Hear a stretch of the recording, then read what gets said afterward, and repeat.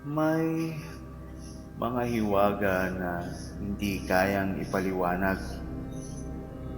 at nananatili na lamang tanong sa ating isipan.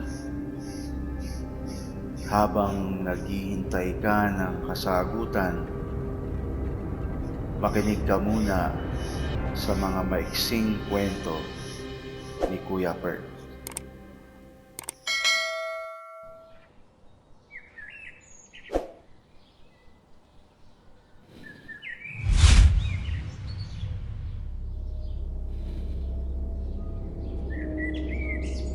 Paano maging isang shape shifter?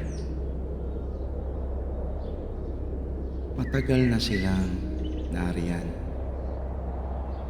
tahimik, palihim. Hindi mo sila agad makikilala. Nakikisalamuha kasama ng mga tao. Nakaupo sa jeep,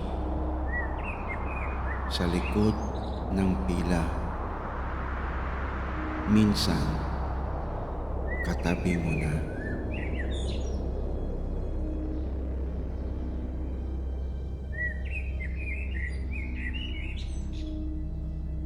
Pero, hindi mo alam.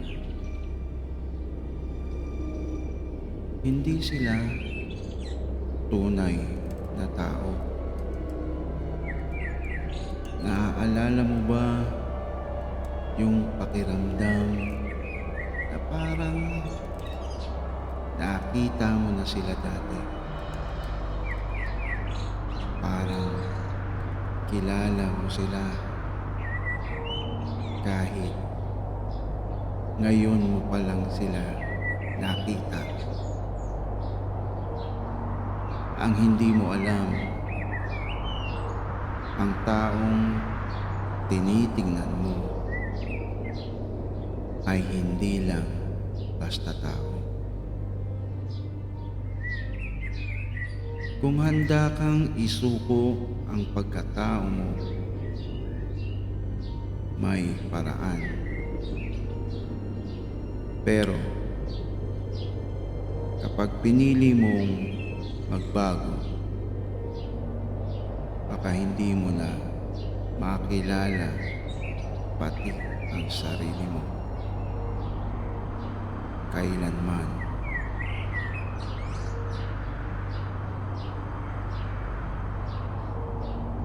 Unang hakbang, kumuha ka ng salamin. Isang kandilang nakasindi sa magkabilang dulo nito. At ang isang bagay na pagmamay-ari ng taong kinaiinggitan mo. Bago sumikat ang araw, tumayo ka sa harap ng salamin. Sindihan mo ang kandila at hawakan mo ang bagay at ibulong mo. Ipaubaya mo sa akin ang kanilang anyo. Ipadama mo sa akin ang balat nila. Hayaan mo ako'y maging sila. Ikalawang hakbang, pumikit ka. Huminga ka ng dahan-dahan. At kapag iminulat mo na ang iyong mga mata, wala ka nang makikitang refleksyon. Wala kang makikita sa salamin. Kung tama ang ginawa mo, ikaw ay magiging sila. O ang isang bersyon nila. Sa simula, parang regalo, nakakatuwa. Dahil kahit anong anyo ay kaya mo gayahin.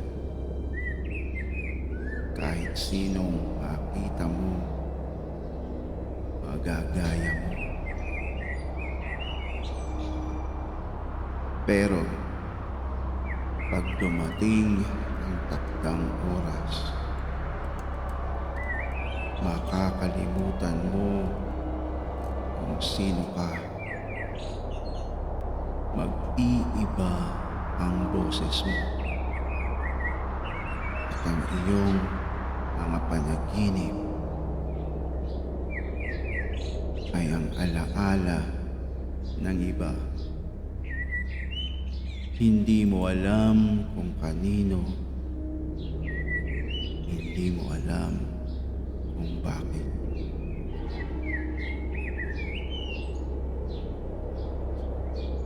At kung minsan, nagiging anyo ka ng patay na.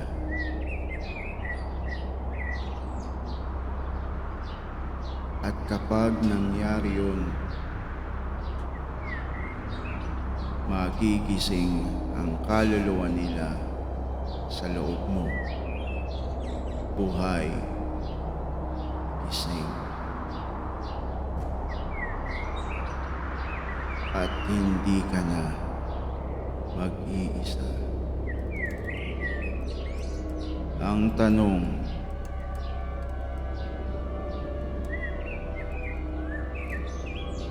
nais mo pa bang magkaroon ng ganitong kapangyarihan? O handa ka na bang mabaon sa anyo at balat ng iba? Ay simula pa lang totoo, mga maiksing kwento